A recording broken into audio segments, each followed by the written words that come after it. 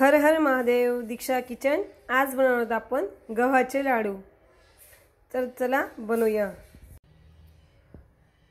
तर गव्हाचे पिठाचे लाडू बनवतोय आपण। त्यासाठी मी 4 वाट्या गव्हाचे पीठ घेतलंय, 2 वाट्या गूळ घेतलाय, थोडीशी खसखस घेतली, 2-3 चमचे, एक खोबऱ्याची वाटी घेतली, साल काढून घेतले, त्याचे बारीक कापून घेतलं आणि खारीक घेतले, त्याचे तुकडे करून घेतले। हे आपल्याला मिक्सर मधून वाटून घ्यायचंय।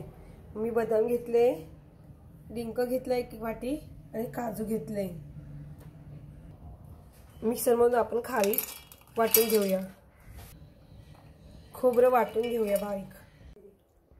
चला तर आपण आता लाडू बांधून घेऊ। त्यासाठी मी कढई ठेवली, त्यात आपण बदाम फ्राय करून घेऊ। थोडेसे तूप घातले मी, थोडंसं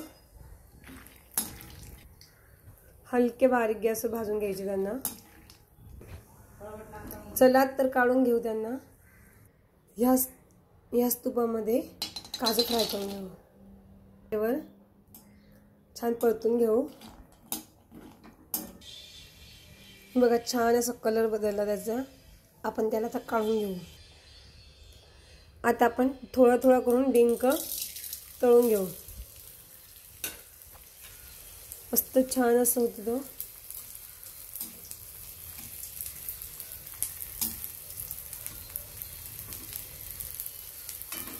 मस्त छान असं तळून घेऊ त्याला।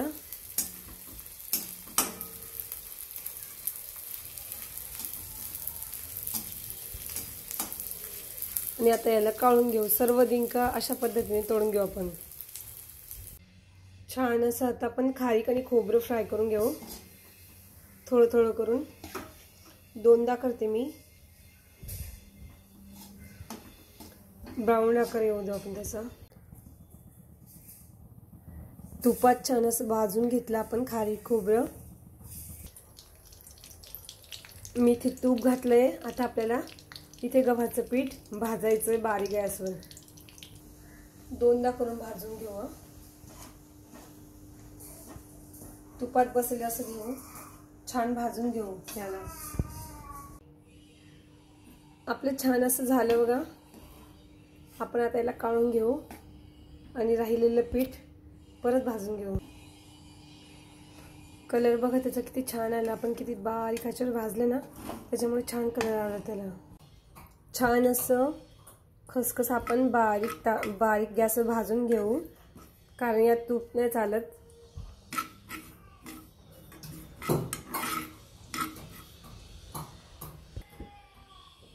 छान अशी आपण भाजून घेतली। आता तिला काढून घेऊ। आपण पीठ भाजलं होतं ना, त्या कढईतच मी थोडंसं तूप टाकलं। आपण त्यात गूळ ॲड करू, त्याचा पाक करून घेऊ।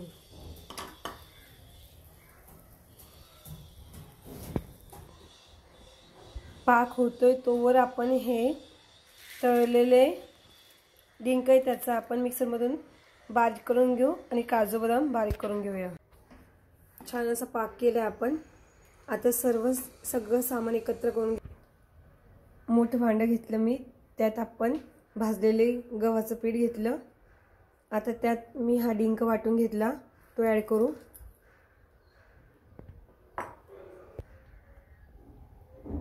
खसखस ॲड करू आणि बारीक कापून घेतलेले बदाम काजू।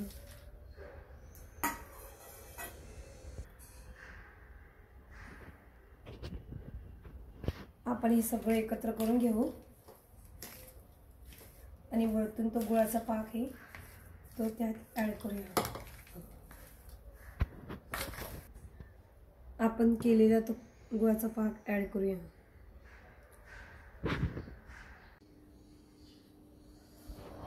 हे बघा आपलं छान असं झालेलं आहे। आपण मिश्रण मिक्स केलं सगळं।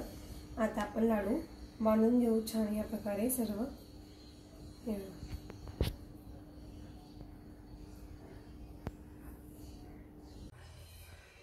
अशा पद्धतीने आपण सर्व लाडू बांधून घेतले।